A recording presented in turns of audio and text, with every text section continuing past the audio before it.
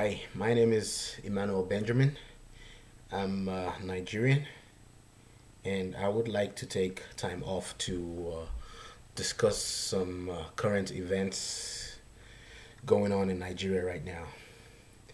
Now it's interesting that Nigeria seems to be one of the richest countries in this world in terms of resources, but but we're still one of the poorest country in this world. Now, I put it in terms of poorest because you could put us in the league of least developed nations if you take out all the resources. Um, One of the current situations in Nigeria right now is insecurity, and the second one is the issue of subsidies. I would also, at the end of the day, address the issue of development. But first, let's start with the issue of subsidies. Now, it was interesting to listen to the hall meeting of all the different parties, labor, the government, and also the people.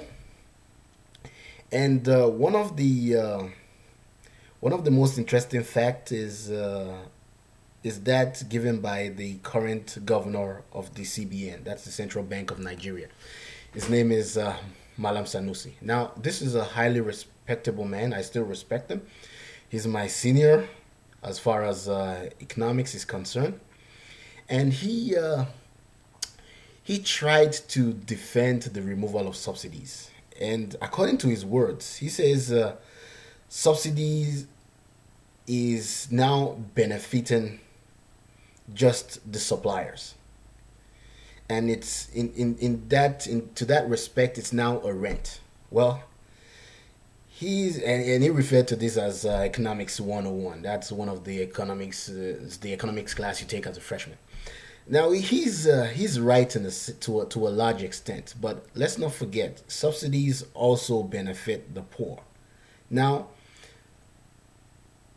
if you have subsidies in an economy, yeah, it's understandable. Everyone benefits, but the richer, they benefit more compared to the poor. But at the same time, the poor also benefit.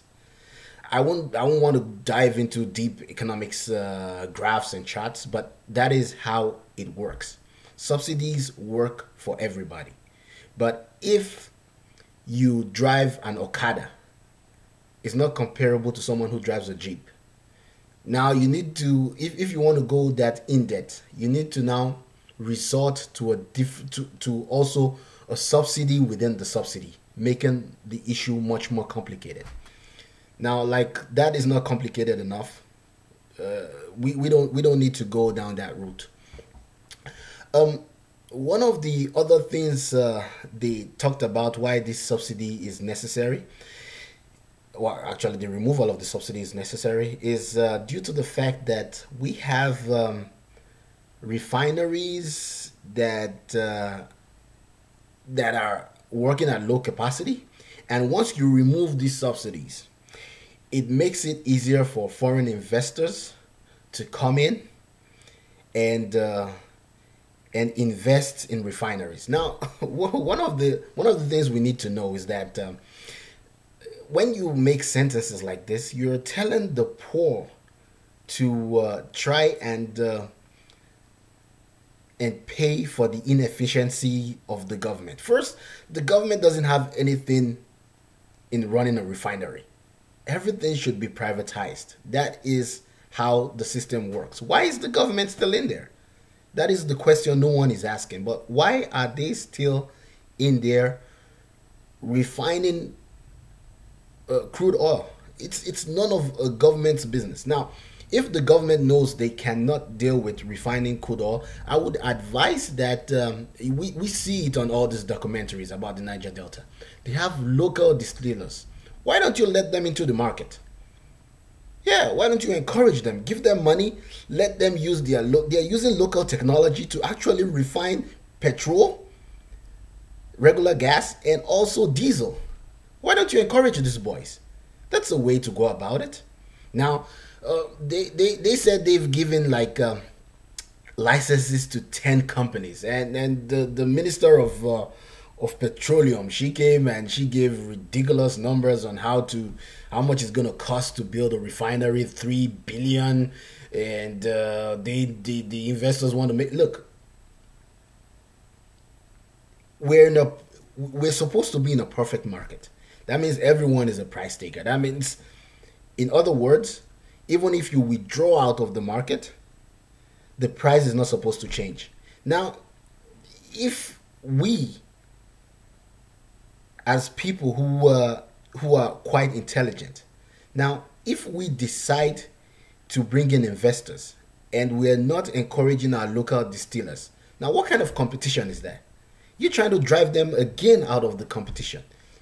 And that way, foreigners will come in, make money, and revert money back to overseas. Now, I hope when you talk of foreigners coming in, I hope you're not talking about the Chinese, because that is the best partners we have so far. Now, that is one. Now, the problem of Boko Haram is, come on, it goes beyond just talking. I mean, the saying is that Boko Haram, they came over the border and they're fighting Nigeria. So what? What are you trying to say? That we don't have enough to be able to fight these guys? I mean, come on, these are these are Northerners killing Northerners. Now they've turned to Northerners killing Southerners. So, and it's trying to evolve into a religious war, which it would be at the end of the day if care is not taken. It would evolve into something more than the eye can meet. Because I'm sure, like some Nigerians, we get, I mean, not all, but we try to get along with each other. It can't be perfect because we don't have the same mentality, but we try to live together. Now, if the Northerners, they support Boko Haram, which I don't believe. Now, but if that is the case, why don't we just sit down and have a referendum? It's not necessary that we have to dwell on the mistakes of the past. If being together for 50 years hasn't helped us, then and now a part of the country is yearning for more autonomy. They want to control themselves. They believe that, under a regime led by this region and for these people, things will get better. So why don't we just sit down and have a referendum and see, who wants to be together and who wants to separate. Let's just take a look. South Sudan, it's a new country, and I'm sure if they put things right, they would go all the way. Now, it's let's sit down, think about it, have wide consultation, like our president did before removing subsidies, and let's see what would come out of that.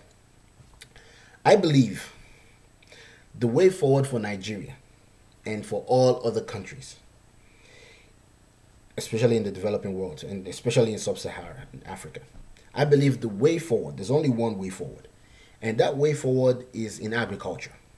Every other thing is a waste of time, is a waste of effort. I believe in agriculture and in sub-Saharan homegrown technology. That is just the way forward. Every other thing